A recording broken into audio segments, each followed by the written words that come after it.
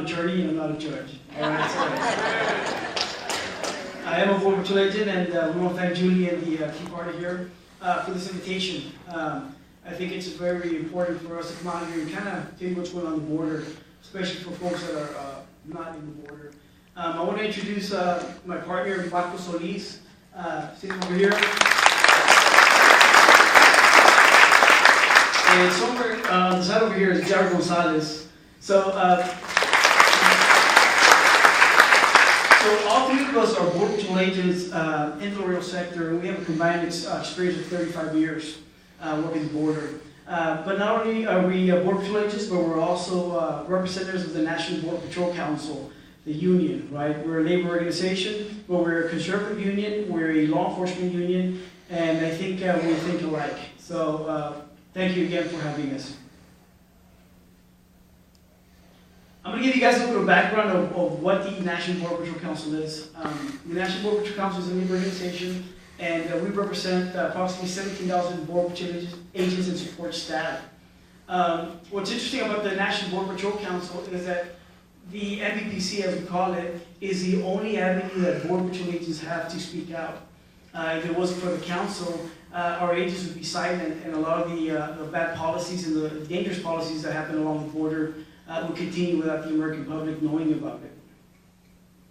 So it is to the council that we're able to provide you these subjects today and speak to the media. If you guys Google the National Border Patrol Council, you're going to find out that we have a pretty high profile on the media, and we do Fox and Friends all the time, and you'll see us on Fox News, and we try to go out there and speak the truth and tell the American public what's happening on the border. So, speaking out against some of these dangerous policies does not make us very popular with our bosses. As you can imagine, our jobs are at risk every time we speak out.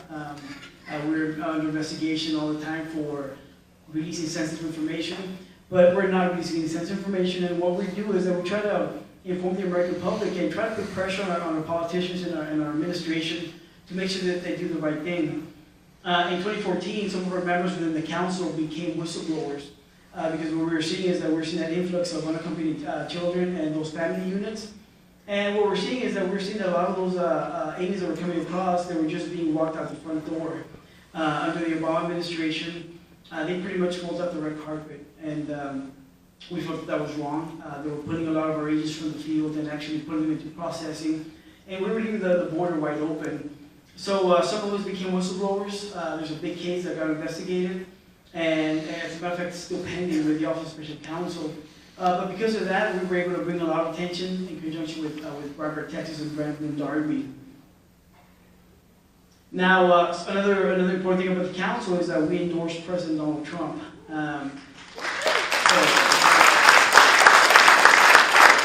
And of course, we got a lot of heat, from a lot of people, but we thought it was the right thing.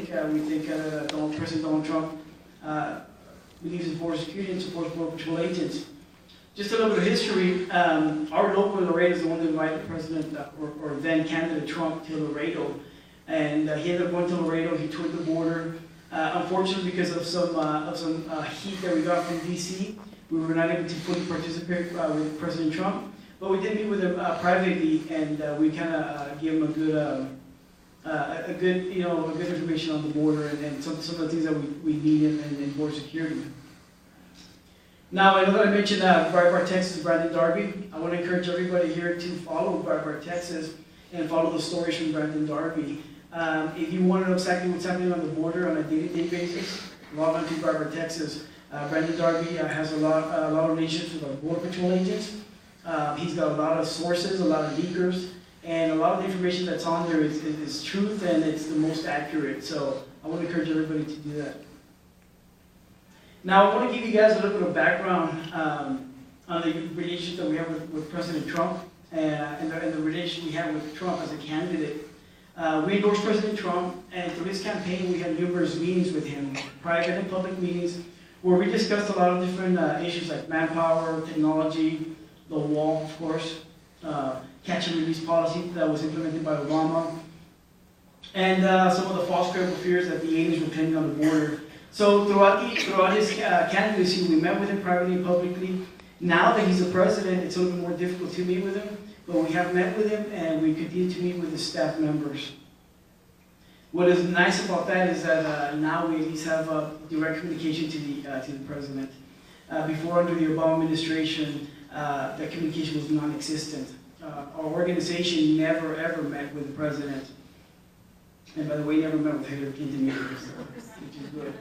But again, we felt that President Trump supported border security. He was very strong about it, and day one, he came out supporting border security. Again, the policies and the rhetoric under the Obama administration were horrible. The policies and the rhetoric that were being put out encouraged illegal immigration. One politician would talk about amnesty, and then here we were on the field and we started seeing the wave of illegal immigrants coming across. Then they would be talking about how they would not be deporting children, and then here we were getting children. And then they would be talking about how they wouldn't be deporting female pregnant illegal aliens, and here we got a wave of illegal aliens that were pregnant. So it's very important what our politicians talk about publicly and even privately. They need to make sure that they take a hard stand and that they're truthful in what they're saying. And now with the Trump administration, as you all know, we've seen a decline in illegal border crossings, and we've also seen the apprehension rate come down. But all that has to do because President Trump has been taking a hard stance on border security. It's just rhetoric. But in reality, not a lot has happened within the Border Patrol. We still have a lot of the Obama holdovers, and not a lot has changed. The only reason you saw that decline in illegal border crossings was because President Trump was talking hard and that he was taking a hard stance on illegal immigration. But for the past 4 months, that number has changed and has been rising. Now we're seeing more unaccompanied children coming across. We've seen those family units coming across. We've seen those female pregnant aliens coming across. And unfortunately, what's happening is that if they're not from Mexico, if they're from other countries in Mexico, those people are still being released to this date. Now, why is that dangerous? It's very dangerous because, first of all, illegal is illegal, right? But we also don't know who we're letting in. A lot of people don't have records. When we conduct our records check in a processing center, if those people have never been caught or arrested in their countries or in our country, they're going to be like good people, right? But in reality, some people do have some very bad criminal backgrounds. So something that the message that we've been trying to spread with President Trump is that we need to get rid of those Obama holdovers up in the administration. Because if things don't change and if we don't start getting tough with the border, then those numbers are going to continue to rise, especially because they're finding out that nothing has changed. And just so you guys know, so you guys get ready for the second part, we're going to have Q&A, so please have your questions ready. We can uncover any topic that you guys are interested in. Now, some of the other things that we've seen on the border now, we've been seeing a lot of people from Bangladesh. And the problem that we're getting with these people from Bangladesh and other countries other than Mexico is that when they come across the border, they start claiming that they're juveniles, that they're 16 years old, 15 years old. So what we do as Border Patrol agents is that we process these aliens as juveniles, and then they're transferred to these housing facilities up north in northern states. And once they get to these facilities, they'll send these juveniles to a dentist. They'll check their dental records, and it turns out that these guys are 20 plus, 21-year-olds, 22-year-olds. So at that point, they don't get detained, and they just get released under a notice to appear. For those of you that do not know what a notice to appear is, it's pretty much like a traffic ticket. When you get pulled over for speeding or for running a red light, that police officer gives you a ticket and tells you to come back within 10 or 20 days to go see the judge.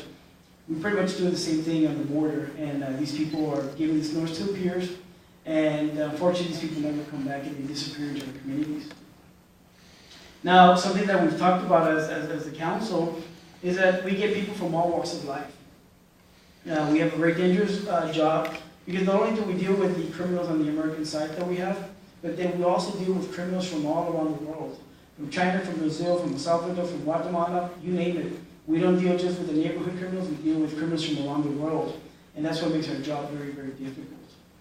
Later on, Jared is going to be talking about manpower and President's executive order.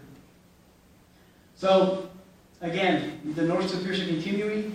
Catch and release is alive and well. For those of you that have Twitter, I do have a Twitter account, and I usually post some of those messages. And one of my most recent messages was just that catch and release was alive and well on the border. So along with false claims to juvenile, we're also getting a lot of females that are a few weeks pregnant, a couple months pregnant, and even if they're not even showing a belly, we will send them to the hospital to get checked, and the hospital will confirm that these females are in fact pregnant. So the policy that we have right now is that these pregnant females don't get sent back to the countries. Instead, they get released again into our communities. And that again is very troubling.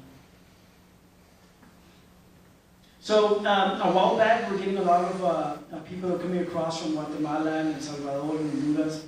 And what those people were doing, they were coming across, they were claiming credible fear. So the first thing they would do when they would encounter our agents, they would claim credible fear. You know, I'm afraid of going back to my country. But everybody had the same line, and it's like they were being coached on what to say. So when people claim credible fear, they don't get deported. Instead, they get processed through the credible fear claims, and they'll be held for a certain amount of time. But once we run out of that space, then people are now again released under either notice to appear or released on their own recognizances, which is like a no money bond. That has actually slowed down, but they've found again other ways to come across and get them released. At the end of the day, everything these organizations are doing is that they're pretty much just abusing our immigration system. So I told you guys that when we speak out, we usually get retaliated against, and we get targeted. It's not nice when we fall under that pressure. It causes a lot of stress for us and for our families. But like you guys were talking about everybody being activists here, you know, in some sort of way we want to see ourselves as activists, and that we speak the truth and that we make a difference. And even though our jobs are constantly under attack, we still feel like activists, and that we have to do the right thing, and we have to continue to speak out on some of the bad practices that are happening along the border. I know a lot of you guys are going to have a lot of questions about the wall, if we support it or don't support it. As the council, we do support a wall. We do need physical barriers. And something that we'll be talking about the wall is that we need walls in those areas, in the strategic locations where there's high smuggling rates. So if we have an organization that is smuggling a lot of illegal aliens from Mexico to the United States, then we want to concentrate on the wall in those areas. For example, in the Laredo area, we have the Zetas cartel, which operates in Nuevo Laredo.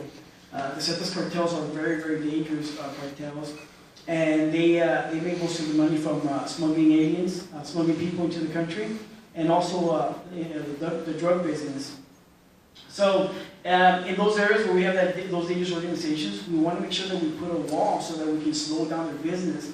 Because as it is right now, their business is booming, and they're making a lot of money, and they're bringing all these people across. So we really want to concentrate with walls or barriers in those areas. And you guys can call them walls, fences, or barriers, it doesn't matter. You know, we want a physical barrier to stop people. History has showed us that the wall works. Some of you guys might not know this, but in the early 90s, late 80s, we had a big boom in the California border. We were getting a lot of, I wasn't even around during those days, but I'm not that old. But history has shown us that walls do work. And again, in the San Diego sector, there was a lot of crossings, and you guys, for those of you that have seen the movie Born in East LA, where you see all those people coming across and just rushing the agents, those are true stories. That's what used to happen, and agents would just try to catch as many as they could. But once they installed that fence out there, that second layer fencing, you know, it stopped the illegal crossings. But then those illegal crossings moved to Arizona. I'm sorry, they moved to El Paso. So then the El Paso agents were having a very difficult time, and then they built the fence in El Paso, and then the search shifted to Arizona. So Yuma, Arizona was getting killed out there. They were getting a lot of crossings and a lot of gotaways, and it was out of control. They built the fence, and it stopped, and now it's shifted into the Rio Grande Valley.